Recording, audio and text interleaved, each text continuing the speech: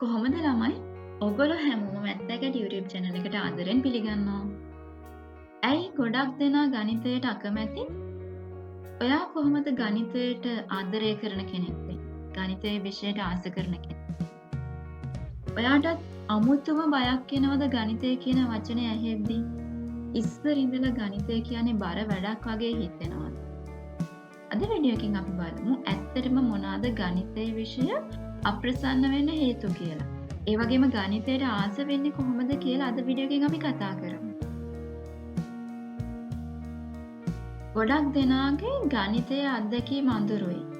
පාසලේදී ගණිතය කියලා හරි හෝ වැරදි විතරක් කියලා ලියවෙනවා. ඇත්තටම ගණිතය කියන්නේ සරල හිතීමේ ක්‍රමයක්. මතක තබා ගැනීමකට වඩා තේරුම් ගැනීමක්. ගණිතය කියන්නේ කතන්දරයක්.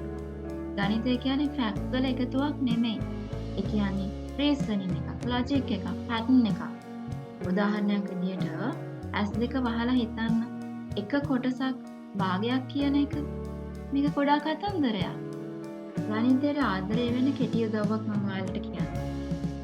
ගොඩාක් මැත් ගේම්ස් ක්‍රීඩා කරන්න. සුඩෝකු, ක්වික් රිඩල්ස් වගේ ගේම්ස් ප්ලේ කරන්න. ප්‍රැක්ටිකලි හිතන්න ගණිතය ගැන. shopping වල ඩිස්කවුන්ට් ගන්න, ටයිම් මැනේජ් කරන එක.